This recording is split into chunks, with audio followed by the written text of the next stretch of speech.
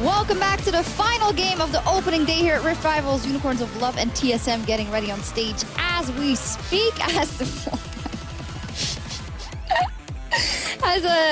Well, the NALCS champions, they look for some long-awaited revenge over the Unicorns as we see a blow-up unicorn on the stage. At least he's no longer supporting the other region, you know? Yeah. He took off the America outfit. I don't know if are unicorns European? I don't know. I'm not quite sure either.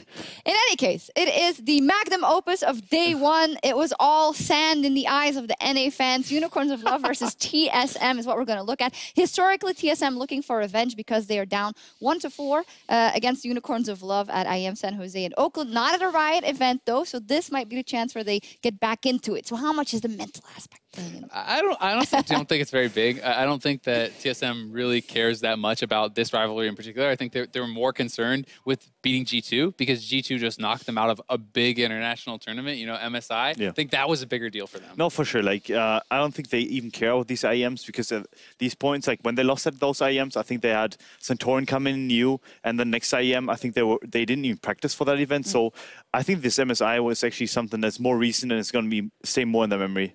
Yeah, it absolutely makes sense to me. However, in the context of this tournament, obviously they want to get a win, and the Unicorns of Love will want to get a win because they did not look good in their previous game versus Phoenix. Exactly, and I think that's why it's important because you're competing against all the teams from your region. So, you know, if you start 0-2, if like for UOL especially, there's very little chance of them actually representing Europe as that final team. So they're certainly looking to do that. I know TSM wants to prove that they are the best NA team, right? They're looking to do that. So both these teams, I think, really want to win. Yeah, and if we look at who did do well on the side of the Unicorns of Love, Chachi actually had an okay game. Of course, the MVP of the spring split up in this game versus the, well, not MVP of the spring answer on the other side, but maybe that's something that they have to build on for the Unicorns of Love, and that could be something exploitable because I don't feel like a lot is going well for them at this point. I mean, honestly, they should really just accept that Exile is not in form right now. They should drop him, actually, like, as in, like, they should drop priority on him, give him some vision to play with, and let him play towards that.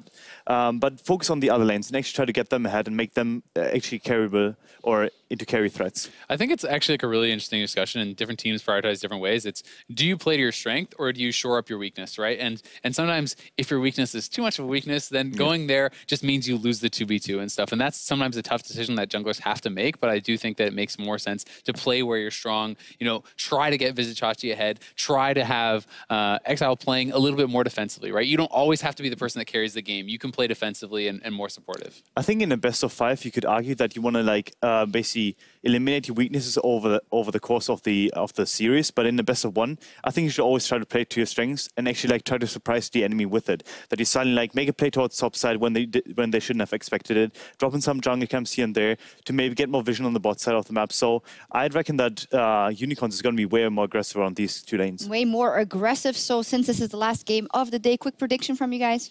I think TSM is going to take this one.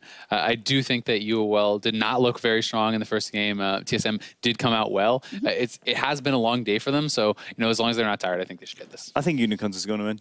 All right, there we go. 1-1 in terms of the analysts for this game. We'll see which way it goes. Freak, take it away. Thank you very much, and we're going to see here if every team's going to go 1-1 at the end of the day and the cycle can continue, or if North America can end the day dominant and be 4-2 overall on this one. Going to be a fun one, absolutely, though. TSM choosing blue side over in Europe. I guess you get to choose what side you're on for the best of 1s and whatnot. I know in the BO3's regular season you do as well. In NA, it's all predetermined, so just a difference for me. But TSM, of course, wanting blue here. We think that given that they're not on their home ground advantage, we wanted to give them some kind of something, you know? So they will be choosing blue side. They will have priority on that early rotation. Now, earlier on in the day, TSM were on red. They put a lot of focus on Galio and Elise. They wanted to get Sven Skaren on something that he can have a lot of early game impact. Well, hold on. You're not giving them a choice, right? I believe that it is each matchup. It is very true, yes. The other team will get yes, the choice. yes. Let's be clear about who's giving who advantages. All right. Anyways, let's jump in here. Unicorns with a standard red side ban so far in the jungle, targeting Sven Skaren. No problem there. These are pretty much across the board, actually, the standard bans you expect. Yeah, especially the Caitlyn high priority here in North America. Double said he enjoys it, can play more of the pop-off champions, the Tristana, the Kalista, things like this. We'll see if he comes to that one yet again. Gragas first pick, gonna be the grab yet again, a top jungle flex. It also ends up being Hanser's most played champion, the #2 here for Chachi after that Shen ban. I wonder if you are at the Unicorns of Love, considering what is available.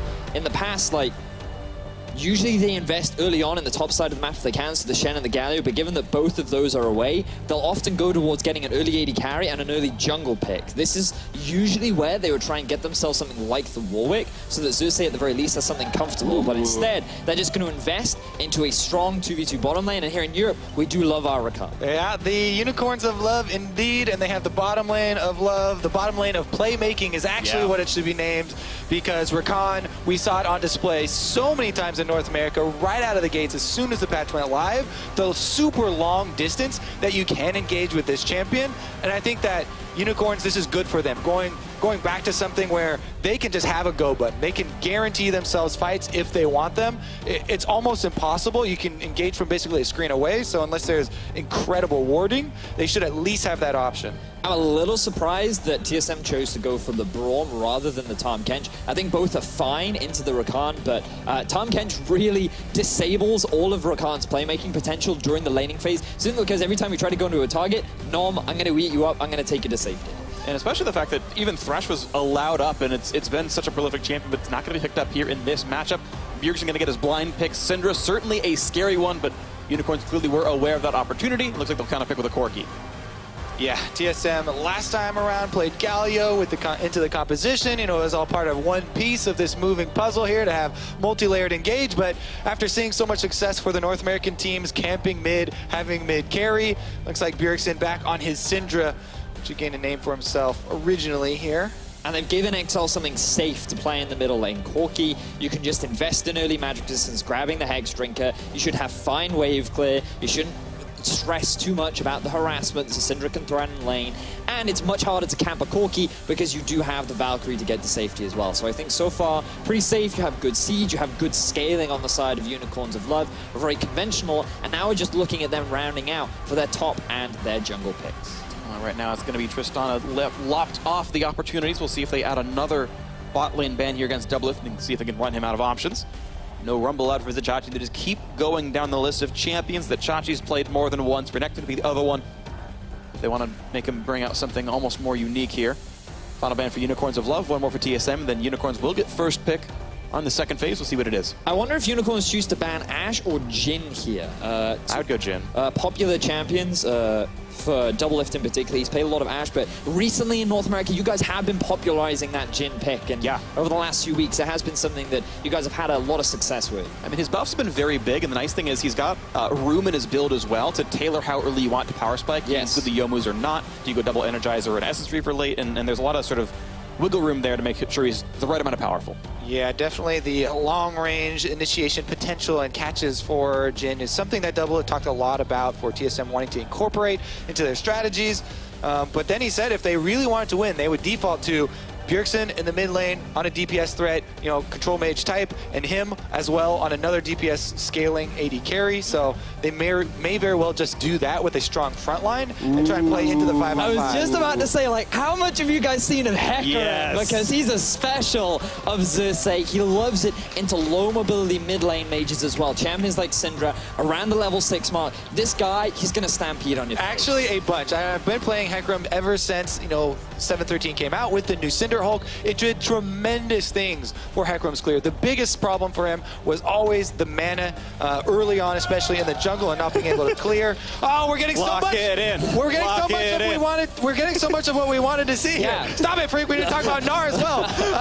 Hecarim, though, it's awesome for him. He can build straight into the Trinity Force, plus the buffs there to the Cinder Hulk. Meanwhile, though, the Gnar. Why we wanted to see that one? Vedius, go. So much buffs to him. Oh, Irelia into Gnar too. Oh, we got the Irelia. Oh, this is so good. Yes. So many fun matchups. Unicorns of Love bringing out the special picks. We can talk. You know what? Let's save the matchup talk for when we get into the game, Kobe. What do we think about these compositions? Because Unicorns of Love, to me, they actually have a great setup for 1-3-1, which goes against a little bit of what we're used to seeing from them. But I still feel like even though they have a 1-3-1, they're gonna go mid again. Yeah, well, if they do, it's going to be rough, as long as the game is even, because TSM have huge team fight potential, and they kind of talked about wanting to default back to that style sometimes to be a bit more simple, a bit safer. Doublelift on his pocket pick there with the last nice lock-in with air quotes, by the way, with the Lucian is definitely going to have a lot of mobility. The Braum, Gnar, and the Gragas are a tremendous front line for him to work around, so even the range, discrepancy isn't that big of a deal. This is going to be a fun one. Final notes from the coaches. We're going to see just which side comes out ahead as we close out day one of North America versus Europe. Rift Rivals 2017. The players and champions on your screen here. Vedius is jumping up and down with joy. I'm in a very similar boat right here. First, Aurelia, I think we've seen in a lot of places. The Hecarim coming back in. If you're not Xerxes, you pretty much never see that champion at all. Going to be so fun to watch as it comes in. I'm not him, and I see it all the time. Yeah, you play solo queue. No one cares about your Diamond 1 solo queue. That's true. But he has had so much success on it. Xerxes undefeated so far on his Hecarim. Will invest in the early Trinity Force. Let's see how successful he is against TSM. And there is a misconception, I believe, around Hecarim. So many people always default to, oh man, you got to farm on him forever. You wait till you get your Trinity Force. You can't do anything. But Ghost is actually a very powerful level 3 gank with Hecarim. Popping that, you can usually gain the advantage as far as summoner spells. The only problem is that his jungle can be exploited because the early blue buff is very important in being able to clear camps. And without that, you definitely expose a lot of your camps when going for gank. So most of the problem is, will the enemy jungler exploit you when you go for that gank? So you really do need it to be successful. Speaking of successful, the attempt at an invade Biofrost throws a chair into some brush, and nothing comes in. Exile waiting around the wings. Exile players know. Do they know? It's not going to matter. Oh, it might. He went back to the right. He's been slowed. Lucian, one more hit will come in, and he's going to be okay. But he had to learn Valkyrie at level 1, which is bad. Yeah, learning Valkyrie at level 1 isn't as bad as blowing your Flash level 1. Yeah, but it definitely is not the intended route here. Meanwhile, a ward on that blue buff I mentioned. Blue buff so important for Hecarim.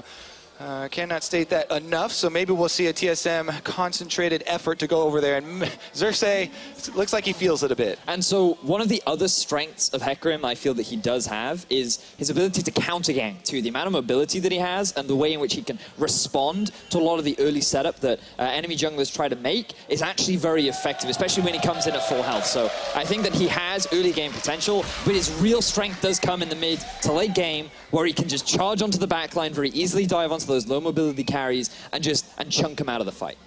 All right, so he's not going to have any chance of his blue buff taken away. I do like this, starting on the blue buff. Even though you give up the extra bonus experience on Raptors and all that, blah, blah, blah. Blah, blah, blah, blah. Very important for him to have that cooldown reduction in mana regeneration. Meanwhile, SvenSkeren gets a very nice leash here.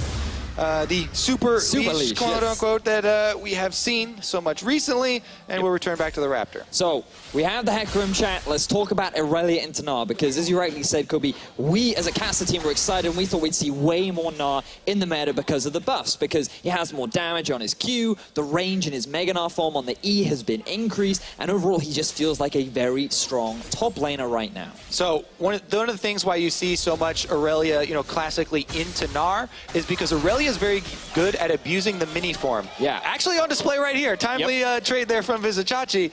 You can jump to the dying minion, which gives you a reset for your Q, and you can engage on him while he's in the squishy form, closing that distance. And the fact that he's trying to whittle you down with the boomerang and with those auto attacks only serves to your purposes of getting your stun off. Sven's gotta be careful. Q could steal. He gets enough damage output of that one. Negative MR helping as well. Red buff is on it. Chachi is slow, gets a stun, but now he's got to run away. Q's to the scuttle. Smart play, and that might give him enough space as mid lane pressure in for Exile means Bjergsen can't show. Ooh, that does, reduce a little bit of that threat that he was building up in the top side, and Contracts will be able to clean up the Scuttle Crab as well.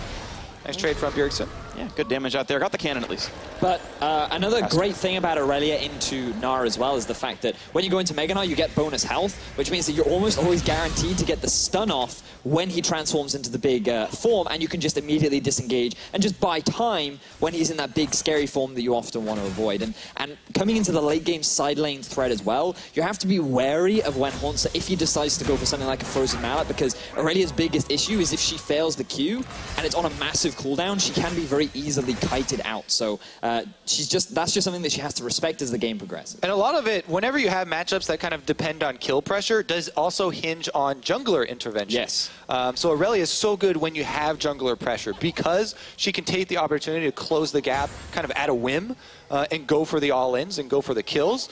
If you're the one also controlling vision around that lane and have that jungler pressure, that can really swing the matchup get her that kill, feed her Trinity Force fuel that she needs, and get her to that burst point. Let's see who comes in next. Not going to be landed right there. Good damage on a Biofrost, but by putting the shield up, he cannot be rooted away by Samix, and so nice soft counter there. Braum into the Xayah. Keeps himself in a pretty healthy spot. And Lucian is an AD carry that we don't really see here in the European LCS. We see him in the mid lane a few times, but after the mana nerfs that he had not too long ago, he slowly fell out of favor because the same sort of pressure that you had sort of whittled down because you were always running out of mana in the mid, which means that your opposition could freely farm. But being picked up by Doublelift, he has mentioned this is one of his comfort champions. Yeah, it's very good. He considers it one of the pop-off champions. If he does well for himself, you'll see him keep going. Nice stun out from Bjergsen, really doing a great job with these trades. Exile, despite the Warlords, really getting pushed out in the sustain. Not enough to stay in lane, gonna get knocked out right here. All right, jungle control as well, pretty decent there. You need to have that vision. As we saw, that ward definitely did alert Xerxes to spend Scaren's position as well. And you still need to get the, Hunter's Potion, by the way, for your upgrade, especially if you are going to be giving over blue buffs. Nice attempt there, but again, Biofrost there for the shield in front. You really can never trade on the Marksman in a Braum lane as long as the support plays well. Biofrost did, and they're fine. And Doublelift's continually saving the dash for the engagement from Hylissang. As soon as Rakan comes in, dash just enough distance there to get out of knockups, usually. We'll see him keep trading blows, though. Of course, Hylissang doing a great job playing for trades, landing a lot of Qs right here, and really is playing quite nicely for himself. Semix gets a bit of a trade, and look, they are getting ship damage in. It's solid for Unicorns of Love. It's just equal farm with a bigger wave available to TSM. Yeah, one of the things that you'll see more and more on Rakan is this early coin start, and part of it is because of the early cooldown reduction that you get on the item, which means that you can be a little bit more aggressive, look for these trades, but also the amount of mana regeneration that you get back is actually insane because your mana costs are fairly high, which gives you a little bit more freedom. But we have to pay attention to this top lane because I can see both junglers hanging around. And here comes the jump on forward, but not ultis available, so not going to mean much. Yeah, I was thinking that they were going to time the jungler presence with the Mega Gnar transformation because it is telegraphed. You can see the bar charging up, and you would expect the Gnar to go in for those trades. He did kind of abort that plan, as you saw before, and walked over to Krugs. But now that Hanser is exhausted, if he does go aggressive, which he probably won't do in this pushing lane, he would be even in an even worse position. Yep. But as we said, they kind of missed that window where he was confident enough to go for something. Yeah, the timing difference actually there does matter. He's still on Krugs right now, but the blue buff is respawning in about 10 seconds, and he'll be late to the party if Sven wants to go for a steal. Looks like it won't happen here, and top lane will just farm back and forth, and that'll get reset. And in terms of how the early game has gone for both sides, things seem pretty even so far. Slight advantage for Doublelift down in the bottom lane, but that's because he got to stick around for an extra wave as Samix decided to go back. So in terms of itemization, things looking very even all across the board. Also, though, there is a large minion wave here for Aurelia to pick up, and she can CS under turret pretty effectively. Yes, he does kind of have to watch the health pool, but as you can see, he's managing the Corrupting Potion. You don't want to completely top off because you want to have that threat of your stun, obviously, for any potential dives or anything like that. So use your Corrupting Potion to kind of sit at that 70% of health mark, depending on your enemy's health, and continue with that threat while also getting the last hits with your Q. And speaking of continuing with threats, we saw Bjergsen now twice look to roam top lane. This time around, Hanzo said, no. He's recalling, don't bother, just go back to your own lane. But Bjergsen has had lane priority for a while, and he's threatened roam several times now. Yeah. And a stun. They stopped Valkyrie with that one. Good damage out of the Q. Thanks to the Null Magic Mantle. Exile pretty tanky, but he might QR onto this. Look for a bit more damage. He is. Should survive it. Null Magic Mantle again at work. Health Potion, or sorry, Ruby Crystal there at work as well. So Exile itemizing properly to not die here. Very much a pressure play to try and force Exile back. He does have the Doran Shield, and he's relying on health pots. As we see another engage in the bottom lane. 2v3 on this one, looking for the tackle, gets a bit of damage on a Biofrost now. Will he go for the hard charge on a Biofrost, and he won't go for it? Braum's going to stay alive. Yeah, good split there on the wall, and they kind of use the bull rider technique there. For, Doublelift waves the flag. Into the wall. But honestly, yeah, let's return to that mid lane, because Bjergsen does have the mana regeneration to continually use his ultimate like that, just for health gains and try and continue to harass Exile and kind of make him play a little bit more defensively and work up the CS lead. And I'm looking at these compositions and I'm thinking about what TSM are looking to do as you see it as a gank mid. Body slam there, explosive cast going to land. Exhaust onto the tank doesn't mean nearly as much. Stun's going to be there as well. No ulti up yet for Bjergsen as Xerxes rejoins. Flash auto's not going to be enough to kill, and the chase still in for Xerxes. Not going to go for the full kill. No ulti used. And this is the power of the counter gank from Xerxes, who's in the bottom side of the map. All in happens top. He's got a lot of damage here on a Hansu. He's trying to hook the but not going to get it. First blood, solo kill in the top lane. The counter pick pays off. See, as soon as he sees the jungler, there's that engagement. The burst potential we talk about is Trinity Force is completed on the last back, immediately takes advantage and gets the kill. Vizicachi, Spring Split MVP, gets the solo kill down onto Hansa on Irelia into Gnar. European fans are super hyped right now. Yes, you are. And Devil trading back and forth here as well. And Unicorns of Love now sitting on that nice solid 500-600 gold lead. The first blood worth 400, and the laning phase still in their advantage as well. So really, I got to say, a well-played early game here for Unicorns of Love, especially a stark contrast to the previous game they played. And I'm thinking about what this also means for the side of the Unicorns of Love. So we can see exactly how he's doing this. Now, bear in mind how he uses the minions to close the gap initially. He still has his Q up, so the moment Hansa creates a gap, Chachi can still follow up with the Q. So there's always a means of sticking onto this Gnar. Yep, exactly as we said, closes the gap, gets the burst, gets the kill, and that is further going to fund that Trinity Force that we talked about. Meanwhile, in the mid lane, package picked up for Exile, so he'll be a little bit more safe, but in that last exchange, he burned both summoners, and Bjergsen does still have his Ghost. Another stun landed, though, means a lot of damage. The Hex Drinker, though, plus parts of a Phage. Sven waiting around on the wings. There's no jungler on the bottom side, but he might have gotten spotted by a controller even walking in the first place. And they will walk back and forth. And yep, Sven spotted. Doesn't go through that brush, though. So he's not going to clear the ward just yet. Looking for the play in the bot lane, but of course they know he's here. Yeah, exactly. And by the movement of the bottom lane, you can kind of infer that you've walked over a ward. He may not say, oh, it has to be that pixel brush. There has to be a control ward in there. That is one of the most common, though. So might go back and check that on the way out. Meanwhile, Hill's saying, taking a lot of damage available. The perfect timing as well, and he just kept waiting to jump over and never did it. And now it's going to be a possible stun. What a ulti. A failed prediction by Svenskern. Means something picked up there, but a Ridden Double, he's got to run away. Still 300 health. Here comes Irelia, flashing away to safety for now. And the re-engage comes in as Hanser's now part of the fray. That will be a stun. It will be a slow as well. But they will not pick up the kill. A trade of teleports, and out they go. Big question mark for Hylissang. Why would you try and clear out that ward when you know the enemy jungler is in your half of the map and your enemy bottom lane has the push priority? Unicorns were thinking about stopping those backs there to buy time for Xerxes to come down, but TSM back off fully under the turret, so they won't be able to get that counter kill on the bottom side. Giant farm lead, though, for Vizicachi. He's going to feel pretty good. This Irelia can absolutely take over this game, and a champion to watch.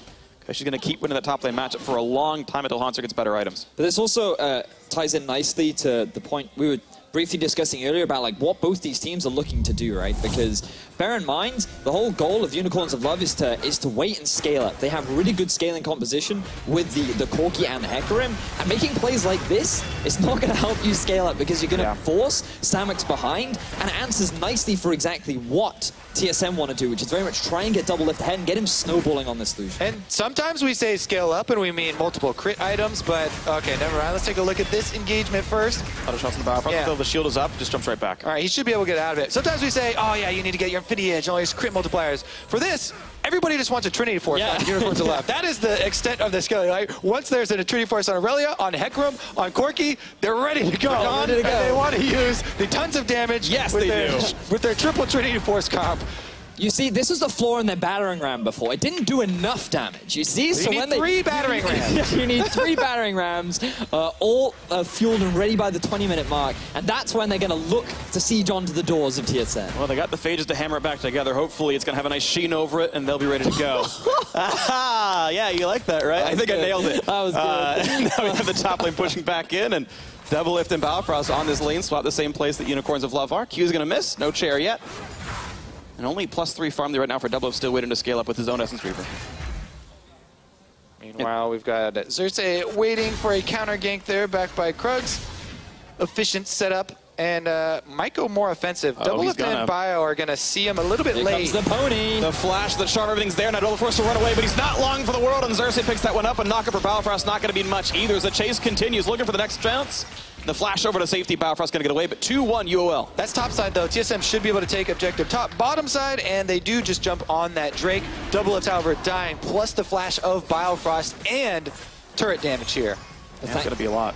But thanks to that early kill, Xerxes now poised and ready to get that Trinity Force spike. Aurelia's already completed hers as well. UOL reaching the point in the game where they're poised and ready as Bjergsen goes for an all-in. No mana for any sort of movement here from Exile. Exhaust really, really late, but Hextrigger still popped and it forces the flash, so double summoners out. He's But going. Bjergsen is ghosted. He's going to flash for the QE. One more couple of shots will do it. The W's going to land. One more Q. There it is, and Bjergsen knew there was no way back out for Exile. The late exhaust certainly meant a lot because almost none of the damage is blocked. Takes him a bit longer, but Exile eventually does go down in the 1v1.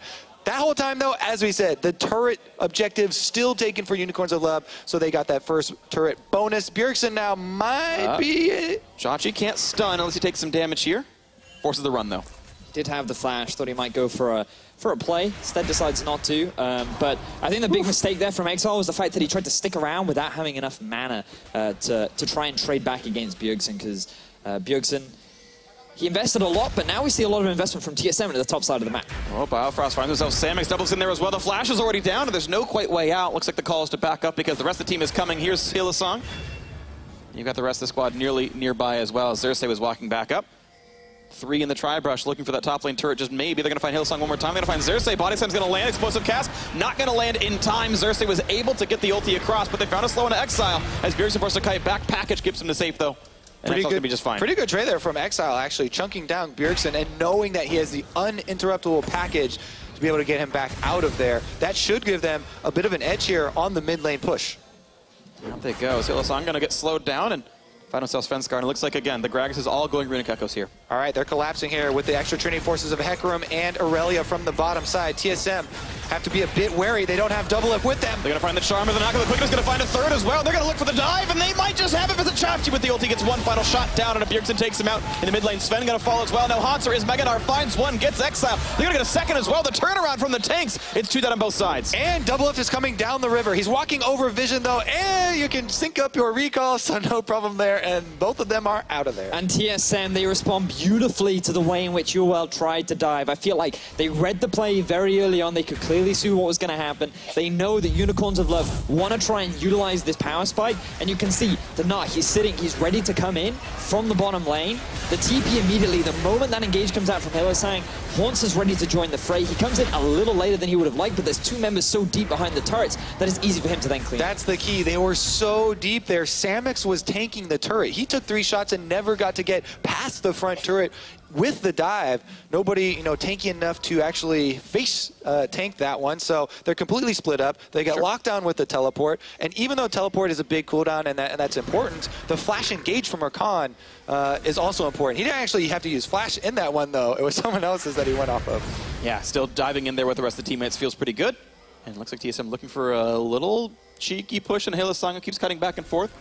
Mobies will help him dodge, and out he goes. So if we can just toggle the vision that TSM have right now, they've invested a huge amount around the Rift Herald along with just the top side of the jungle. Their whole goal is to either get this top tier 1 tower or to invest in trying to get that early Rift Herald, because with it, you have to recognize that their siege is not the strongest. They have a lot of pick potential with the Syndra, but the range and ability to get close to the towers is actually quite short, which means that every time they get close, there's a huge risk of a Hecarim engaging on you or the Rakan. So having that Rift Herald will enable their siege to break through these tier 1 towers. Worth pointing out, though, TP advantage for Chachi, who's already winning his lane in the first place. One more shot, I'll do it, and Hanser took so long trying to fight him back. Doesn't come through. Chachi with his 2nd solo kill of the laning phase. He continues to not give enough room to this Aurelia, and even after he's been solo killed once due to the burst, after the Trinity Force is completed, TSM goes offensive in the mid lane, though they have to worry about being collapsed upon. Well, TP still is available to Chachi, though. Ulti down might not really matter, but so far it's not going to be a play as Samix himself is far away. The big knockback is there, and they found Xerxes. The flash into the turret. It's going to be double looking for one more, just barely. Gets the duel, wins it out in the end. Mid lane going to fall as well, and TSM in a 4v5 get the dive. Another great play from TSM. They identify that it's only Exile and Xerxes in the middle lane. Xerxes is very squishy this early on into the game by going for the early Trinity Force, which means that with 4 members at a Syndra, they feel more than happy to go for that dive, get the kills, and break down that tier 1. And remember that TSM have built their team for 5-on-5 team fighting. So if they commit to your turret push like that, you have to respect the dive. You have to know that they're actually the ones using the battering ram style this time around. They're looking for a 5-on-5 to fight you straight up. And really good engagement and tower dive there from TSM to take that opportunity. UOL stepping up a bit close. Svenskeren following up on Bjergsen's stun. And I feel like the mistake here is from UOL by not sending Exile off onto a side lane, because what do you actually gain from having your AD carry up in the top lane? Like, he has nothing to push. Sure, he has a tower there, but there's nothing really to punish from the side of Unicorns. And when you have Samux and Hylissang together, there's a lot more wave clear, there's a lot more defensive setup to better protect that tower. But so I think the lane assignment's a little bit off for the Unicorns of Love, but regardless, great play from TSM and another advantage game. There's your pop-off stats, Freak, as you were referring to double lift. That was earlier in the day versus G2 on his Tristana. Yeah. Not quite as immaculate in this game, but still having a pretty good show for himself. And Samux slowed down, but he's got the backup because he keeps going forward off that. And TSM rightly going to back away here. So I'm looking at other possibilities for both these teams now, because the whole goal now for both Xerxes and Vizichachi, I feel, should be to get tankier, and you then shift your damage towards your mid lane and your AD carry. With the Corki, you do have good scaling because you expect him to go towards the Infinity Edge and then the Rapid Fire and the Static Shiv. And for Samux, he's going for the full crit build with the Essence Reaver, the Eye Edge, and Static, maybe Rapid Fire, maybe even Phantom Dancer if he wants a little bit more survivability. So I want to see tanky stats now from the jungle. On Hecarim, you almost always build full tank after your Trinity Force, unless you're in solo queue. Yes, Freak, like me, if you want to go Yomu's and you want to one-shot people, it does feel good. With that. But as we said, TSM are building for that 5-on-5, so you kind of have to make a choice. Do you want to keep Aurelia split pushing in the side lane for that side lane pressure to gain the setup and gain that vision? And you're actually talking about Zeal items, Andy, but I actually think Hurricane is the right choice here for Samux on the Xayah because it's a triple tank composition. You're actually going to hit all of them, and even if the passer gets blocked by Braum, you'll just multi-hit Braum and kill him faster. I actually, against tank teams, I actually really want to see Hurricane because you need to multiply that damage and keep up with what TSM is putting out here and cut through the front line. But we'll see if all they need is wave clear because they're going to win through Chachi, right? If Chachi's going to win the game 1v9 by split pushing, then all you want is Shiv for wave clear to let him win the game for you. The thing is, though, the only way in which you're going to win on the side lane is if UOL can hold off the other 4, maybe even 5 members as the group. And we talked a lot about the battering ram and how the fact that TSM, they're all about trying to just run down mid themselves and try and force fights. If UOL cannot hold them off and instead try and use the Aurelia to actually come into the fray, that's actually a big opportunity for TSM to then swing a lot of these mid-game advantages in their favor. So Phantom Knight's going to be the choice for him, actually. More dueling power to make sure he doesn't get 1v1 by Doublelift or Bjergsen, and it has its own merits, of course. Doublelift himself going Rapid Fire Cannon, which I like as the slightly winning team and helps you push into those fights a little bit faster. I don't think they're really going to lack for damage. I think that was a good choice. Hanzo now going to kite away. He's Mega Gnar and says, yeah, I'm going to hide. Vizichachi might try to kill me, and he doesn't have great wave clear just yet. Defense to the top side, the damage going to be nothing, and you can see that Samux, when he's not very heavily contested, can wave clear just fine with his Xayah. Yeah, I do like the thing around Rapid Fire Cannon as far as getting the extra range for your pot shots you want to take on the turret to get that little bit of damage and whittle down and get a bit more pressure when you're grouping up in the 5v5. You can, here we go for the engage. The big knockup's going to be there. Svenskeren dropped pretty low for himself, gets a quick shield, tries to flash away, but here comes the charge back in for Xerxes. Gets the fear, but he's got enough teammates. That ulti means absolutely nothing. A double stun into Bjergsen. Exile's going to be a bit careful, has the Mega, and is just going to pop a quick Valkyrie or package to get out of that one. He's going to kite back a slow, and Hylissang could be a bit dangerous, trying to jump in, and he's stunned, so he can't join the recall just yet. Flashing, but maybe what for is a Summoner Heal not going to buy him enough time. Kill picked up. Here comes Featherstorm, and not going to pull them back in the Blade Caller just yet. Now the tackle back into the turret. Blade Caller not going to land. Still cutting back. Kill kind of comes through to Vizichachi. Rejoining the fight, his 4th kill of the game. What a split call from TSM there. They were literally all together.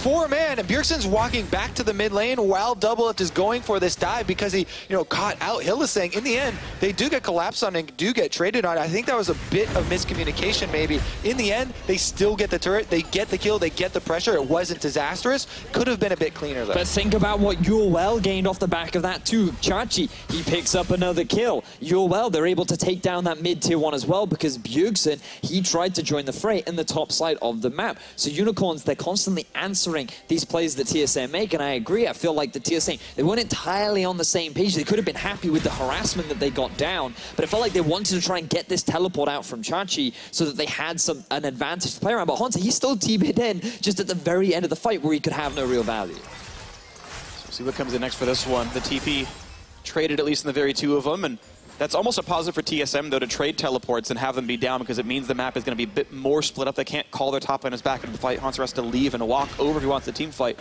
which will give time to Vizicachi. Blade of the Ruin King done. Merc treads in, now building towards tank stats with that Ruby Crystal. Righteous Glory in for Sven. You talked again about it being split push versus team fight.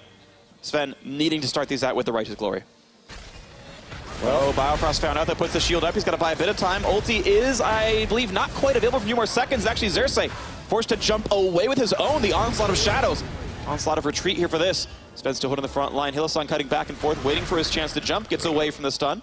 And look, Unicorns of Love, they're grouping up as a 5. The Aurelia's here with the team. Very classic Unicorns of Love style, but they're the ones being pushed back. Yeah, Aurelia gonna be knocked back, though. They're gonna find Rakan. He's got no way out. Hylissang gonna get shut down by Doublelift, his 3rd kill. I mean, you have an Aurelia that has that guaranteed advantage. Right now, though, TSM group up S5, use the composition to just straight brute force down mid lane. The Trebuchet is going to knock down more of the castle walls as mid lane 2-2 going to fall. They found the stun. They found the Mega Gnar. They're going to find 2 more kills. Why even bother defending Unicorns of Love? Terrible at ARM in this game. I mean, you're looking at the forms of engage that they have with all the Gragas, the Gnar, the Braum as well, and they're effortlessly used at these turrets over and over again to grab kills. Now it's onto the Baron, though, and there is a chance for Xerxes to try and get in there. But with the battering ram broken, he can't break down any of the walls. There's no way to jump over the freight train without an ultimate right now. No more battering rams, okay? We're done with the rams. They found the stun, though, and Chachi has been taken down from long range, and 1,000 health left on the Baron. Sven does have Smite. There's no way about it. He's going to grab that one cleanly. TSM in complete control of this game. One more attack would stun Xerxes, but they're not going to find it. And it's just so typical of the Unicorns of Love when they have a perfect opportunity to set up the 1-3-1. They group up mid, or rather in the river, and they try to find some kind of fight or opportunity or pick. And you can just see that at this point, like, there's no ultimate available for the Hecarim. Their main engage tool is gone. Because they've split up and Xayah is going through the jungle, Hylissang just gets caught out and he can't be used to start a fight either. So TSM, they have nothing to be afraid of. And rather than concede the tower, UOL still tried to fight. And then you get this beautiful engage off the back of TSM. Yeah, Hanser able to get in there with the Gnar. Oh, double stun into the wall. Svenskeren had his engagement earlier, and TSM able to use their 5-on-5 with Baron buff now to threaten turrets. They're going to be very threatening here in this one. 26 minutes in, not quite going to find the stun. They will get a slow, but he's able to jump back there to Samix. Hylissang going to stay safe for now, but running out of tools. And this will be a destroyed turret. 5-3 the turret score here. 2 Drakes picked up, a 3rd one spawning in 15 seconds. That will be lower down on the priority list right now as the mid lane is under fire, and Hanser trying to run away, but he's not going to be able to easily. Flashes to get away from Onslaught of Shadows. And they'll get a hook shield from Biofrost to stay safe. Now the re-engage. They found one. They found a slow. Vizicachi running out of health, and Biofrost with the steel chair takes him out. 2 for 0 so far. The escape again for Exile. The package going to buy only a few seconds of time as mid lane inhibitor turret going to fall. 5v3 for TSM, still with the Baron buff. And TSM, they're just so effectively snowballing this lead. They have all 5 members alive. There's no support, no top laner for UOL. And TSM, they are not stopping. Looking to take down the turrets right now. The stone crumbling in front of them, turning UOL into firewood as they're going to knock down one more Nexus turret. As soon as they put the attacks in, they force Exile back onto the fountain after Valkyrie, and Biofrost not even taking any damage anymore. Hanser cutting back and forth. Wants to kill Samix, can't quite get it. But looking for the side here, and this one is Hecarim kiting back and forth, looking for the play. No turrets left alive. Can they defend as the teammates are respawning? Xerxes gonna take some damage. Look for the knockup. They're trying to take down Hunch, but they can't quite do it. Now 4v5 as Vizicachi respawns into this one, looking for the play of Rampage for Doublelift. 3 kills already coming into this one. Can Chachi get anything done? It looks like he cannot. The team staying alive. All 5 of TSM are there, and there's no opposition left. A quadra kill for Bjergsen. Making his triumphant return to Europe as TSM gonna make it happen. 18-6, waiting in the fountain, letting minions do the dirty work. And that's GG. TSM 2-0, North America up 4-2. TSM themselves undefeated here at Rift Rivals after day number 1. Really strong mid-game showing there, and Unicorns of Love could not take advantage of the Aurelia, could not take advantage of their split push to set up anything in the mid-game. They just got run over. And I was really impressed with the way in which TSM were able to play that mid-game. The fact that they just grouped up as a 5. They recognized what they needed to do, try and avoid Chachi on the side lane and just drag him to the rest of the team. And Unicorns, they fell for it. They didn't even try to apply pressure on the side lane. They didn't utilize the strength of this Aurelia. And while it was an exciting pick at the start, they just could not make it work. It was effective for the first 15 minutes. He went from 4-1-0 to 4-4-0. In the duration of his teleport being down, he stuck with the team and could do nothing in teamfights. It's a full squishy build. Trinity Force and a Ruin King, and lo and behold, when you've got 5 stuns in the opposition, it's hard to be a full squishy melee champion. That's exactly what happened to him. TSM, though, strong team fighting, and honestly, very solid by them. It's going to be the closeout here of day 1. Of course, there's going to be 12 more best of 1s over the next 2 days, and the climactic best of 5 for the 2 winningest teams, 1 from each region. So far, those smiles for TSM coming in, and you expect NA to get better from here if jet lag is part of the situation. And honestly, I thought coming into the day there was a decent chance of NA going 0-6 because they had all flown over within 48, 72 hours here. In Phoenix One's case, right, they flew almost 12 hours after we did, and I've been here barely a day and a half at this point. And I think it's been a strong start for NA. You hope that they get a good night's sleep and they feel even more comfortable, but of course, again, there's so much more to be played. We know that EU can bounce back. And there's so much variability in best of 1s. Yes. So much can be learned as well from the other teams about if they have not done the proper research and finding their own weaknesses as well. But I also just think that there are a lot of weaknesses from some of the European teams, like that are being exploited, right? Because one of the big hype factors from European teams are like, oh, we have such unique stars. If you've never played against that star before, you don't know how to react. And a lot of the North American teams are just like, what if we just get a 10,000 gold lead in the first 10 minutes of the game? What are you going to do? And then Europe like, oh, no, that's not supposed to happen. And I do think that a big part of it is just because of how active these junglers are being in the early game. I've been really impressed with North America's just jungle present and where they're investing their early game. I totally agree. Honestly, we've had a couple of different record-setting games, and more than just one, where it's one of the NA teams' best lead of the entire split, and one of the EU's teams' worst deficit the entire split at like a 15 or 10 or 20 minute mark here. So you're right that these early games have been completely unlike any other game this split. And these, group stage games also, you're kind of just competing against your own region anyway. Because even though you're playing against the other region's teams, what you're playing for is the record at the end of the day to see who plays in the final. So honestly, it's a kind of a learning ground for both regions anyway. Right. As far as improving and just putting the best team forward for the 5-on-5 finals. But it's also a taster for Worlds. Also feels good for it also feels very good if you're an American fan. But this is also, to me, like a big taster for Worlds, right? Because this is the format for the group stages. Like, you do play those double round best of 1s. Like, you have to be willing to bring it out. So you're saying NA to win Worlds? Yeah, right now things are looking like that, right? But also we're identifying some big things. So I'm looking forward to seeing how the rest of the week develops. Sure. Well, keep in mind the mantra is NA beats EU in the games that don't matter, and then when they do, Europe turns around. So the best of 5s going to Fnatic. We all know it. But that's going to do it for us here at the Castle Desk. Let's send it down to Dracos for a word with TSM's mid laner. Thank you very much, Freak. I am, in fact, joined by Bjergsen, victorious yet again on the day. So tell me, playing up against Unicorns of Love, was this a big challenge for TSM? Because you guys made it look pretty clean. Just what I heard from other teams and watching their games, they're just very scrappy. They're a very scrappy team. They always kind of want to fight, and it's very chaotic. So that's kind of what I expected going into the game. I think the game was pretty decently in our favor. The only real issue was kind of these picks that we never play against, like Aurelia and Hecarim were actually doing really well, but the champions we're used to playing against, like Corki, was no problem holding down. So I think a little bit of unfamiliarity was the only real issue we had. Vishachachi's Aurelia was obviously a really good champion of his. Definitely looked good for him, but it seems like you guys did a really good job of minimizing the impact of those like unknown champions. Was this a conversation that happened in pick ban when you saw these crazy picks coming in? Did you guys have a strategy ready for it, or did you kind of just play it by ear, so to speak, as you went into the game?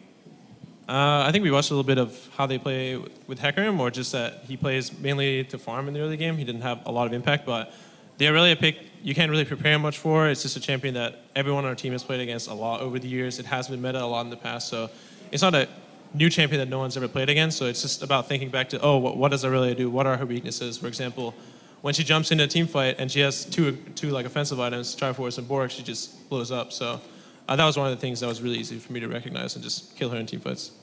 Definitely saw it pretty repeatedly across that game. Now you are back in home turf, maybe not in terms of competitive League of Legends, but in terms of origination. How do you feel about playing in Europe, playing on European soil again? I like it a lot. Just seeing a lot of the people that I knew from here and Germany or at UOLCS, seeing a lot of my friends from the European teams, and playing EU solo queue has been a pretty good, has pretty good time so far. I don't know, it's been really nice. Obviously, feels better when we win. Everything's a lot more fun when we win, but it's been fun. Well, speaking of that, NA is now at 4-2. Now, Freak had some interesting predictions about Fnatic coming in, taking the best of 5 in the long run. But do you feel like we've already seen today that NA is greater than EU? Oh, man. I don't think you can judge off of just one day, because I think a lot of things can change. It comes down to which teams are adapting the best throughout the tournament to the opposite meta. I can't say NA meta is better or EU meta is better, but obviously there's been different priorities, and the teams from both regions are going to try to adjust to what the other teams are playing, and then we're just going to see who comes out ahead in terms of that. We definitely will. Well, a very diplomatic answer there to close it out. Congrats again on your win, and thank you so much for taking the time to talk to me. For now, we're going to toss things over to the analyst desk to close out the day. Thank you very much, Drake. Burger King. Diplomacy all around. But I think it's also safe to say, although, yeah, you should take that off. Nobody got that.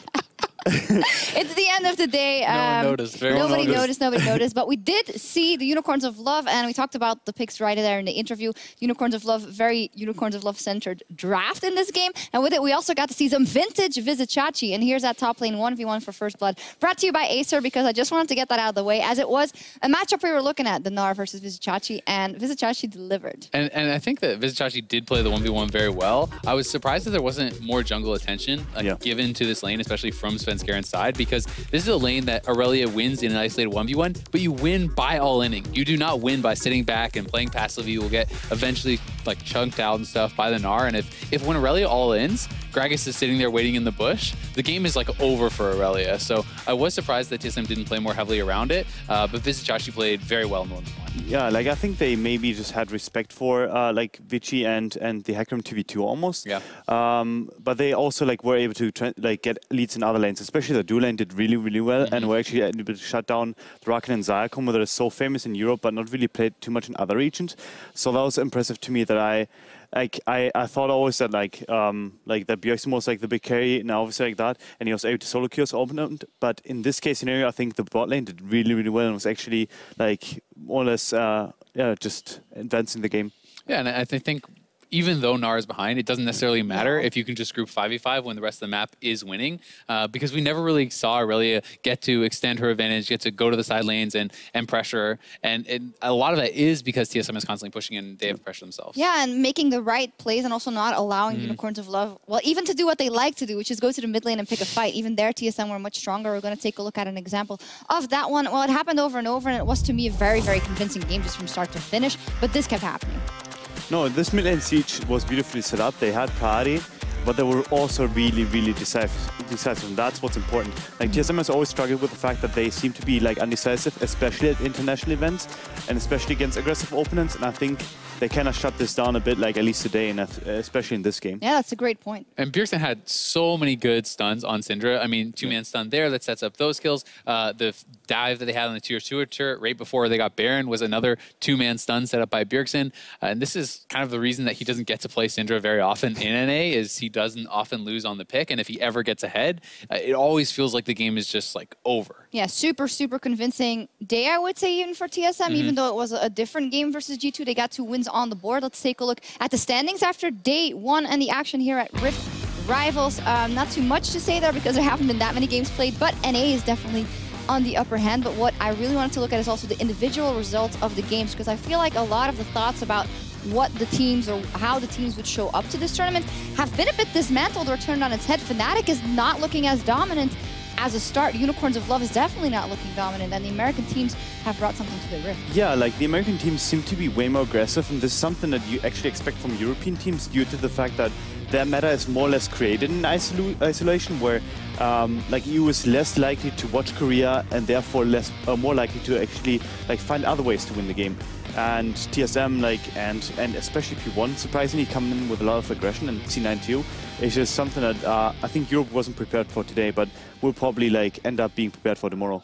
And I think, honestly, the record is not what you should be concerned about if you are an EU fan, right? Like, I don't think it really matters, 4-2, whatever. But for me, like, looking at Fnatic, I'm more concerned about the way that they have been playing these games, the way that they lost, and even the way that they won their first game was not impressive. And for a team that has looked so good, watching them throughout the summer split, like that's more what you're concerned about, whether it's they're not used to the playstyle that the NA teams are bringing, or different priorities in meta. That's something that we had talked about. Seeing in some of the games things like Caitlyn, LeBlanc, Gragas that C9 got against Fnatic that first round draft. Like those are three of the highest priority champions in the game in NA, but in EU they're not as popular. Yeah, it's actually interesting to see like almost a shift in questioning where like to begin with, we're always asking, can NA teams actually handle EU's aggressive playstyle and EU's almost like 1-3-1 meta?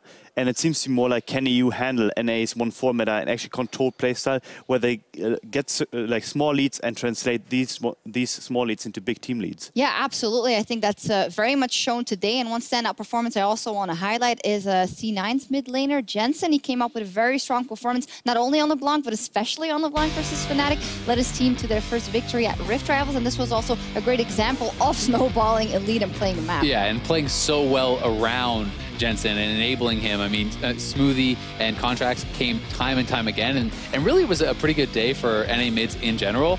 Ryu had a huge game on Corki, and we just saw a dominating performance from Bjergsen on Syndra, so all three of them at least had one really good game. Definitely so. It's looking a bit scary there, and also like just the story of Jensen, the fact that he gets to play here on the European stage and show his worth.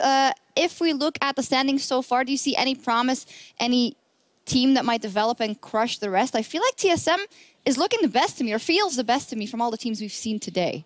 I'm not entirely sure. Like, I was really impressed with C9's performance against Fnatic. So, like, if you take the loss against G2 with a grain of salt because of the fact that Sneaky kind of got caught in the mid to late game and enabled G2 to come back, I think that C9 is actually like up there with TSM, and it's more or less of a question whether or not EU can actually like get back to the level that they aspire to be at. For me, like my expectations are not getting too high, because I know like watching these guys in the NALCS, sometimes they'll have like this amazing series and you're like, oh my God, they figured it all out. And then the next day they just get absolutely stomped. I want to push it back in your favor, because before the tournament it was all like, EU's going to crush everyone. And now like, just remember, no, take the high, take the win. That's how it works. Well, we did see some NA wins, 4 actually today, but some EU wins, but the stats don't lie. Let's get a look at Rift Rivals Day 1 by the numbers. The stats break down 4-2 in wins, goal difference at 15. Oh man. It's a draw, and then for Quills, NA is definitely up as well as the Dragon. Well, the goal difference is actually negative 1.3K for EU. That was wishful thinking. I didn't see the minus. That doesn't look good. No, totally, it's not true. It's probably an error. No, just kidding. But all fake news. You can't believe the stat. According to the stats, North America is also seemingly stronger. Which one of those is remember, the most Europe is still heavily favored. I mean, yeah, I guess. No, the most important stat is actually this goal difference at 15. Like Nash's and Dragons and everything like that is like something that's almost arbitrary. But like I think this 15-minute like goal difference means that these teams are actually able to like get early leads and put EU down, and actually like just make sure and like that they have a good base to like get those drakes and nurses later in the game. And being ahead means you can take the dragons and stuff, right? So that's obviously pretty correlated, but it is kind of crazy to think. So G2 had 5 dragons in one of their games. So that means that all the other European teams in the other 5 games took 3 dragons, right? Total. So like that's very low dragon control, and like I don't think that it's just a priority thing. I just think it's speaking more to the fact that NA has had some very strong early games, so they're able to have access to the objective. That is super surprising to me as well, because you think actually about most teams, C9 kind of an okay early game, TSM kind of an okay early game, Phoenix won surging, but Fnatic was the team that was supposed to like get the numbers up for the side of Europe, because they had a 1K gold lead on average at 15, or 1K higher than the European average. That is what I meant. And now, all of a sudden, the whole European region is god-awful in the early game. So what are we going to do? It's only one day. We have to see what happens tomorrow, what happens the next day. It's been amazing. You could always do that. He'll fix all the problems in the early games as he has for the monkeys. No, I mean, I think that EU teams just have to draft less cocky. They have to like actually acknowledge that these are not low-tier EU teams that they're going to be crushing. Those are top-tier teams that have like Korean experience behind them too, like international experience behind them too, because all of the 3 NA teams are backed by Korean coaches as far as, or like besides like TSM, but they still have this Korean influence where they look at 1-4 metas and they look at how to control the early game in order to set themselves up for an evenish game or even like being ahead. So I think EU has to take a step back, acknowledge that they're not as good as they thought they would be, and just like learn from the enemies. Yeah, a lot Adaptation. of impressions. Adaptation, a lot of impressions of day one, and we still got 2 full days of as many games as today. More regional battles coming up tomorrow. Cloud9 versus Unicorns of Love will be kicking off the action at 5 p.m. Central European Summer Time. And then more of the same. TSM Fnatic is also coming up, a 3rd game of the day, and they all look incredibly interesting. One in specific you guys want to see? TSM Fnatic. I think that is the one that most people would have pinpointed coming into the tournament. It's still the one I'm looking at. I mean, TSM had a better start to the tournament than Fnatic, but that does not mean that they're favored, I think, at all tomorrow. So Fnatic, if there's a game for them to bounce back in, taking down the #1 NA seed would be a big win. Yeah, it would be a great statement for them to do, especially after Cavs kind of get crushed after against the other NA mid laner or EU NA mid laner, however you want to put it. I think he wants to put pull back to and actually make a statement game for himself to establish himself as like the top EU mid laner. All right, we'll see a lot to look out for tomorrow, and it's time for us to log off for the night. Thank you so much, and thank you guys for joining me on the desk all day to cover all the games. And join us tomorrow for part 2 of this regional clash between NA and EU. Have a great night.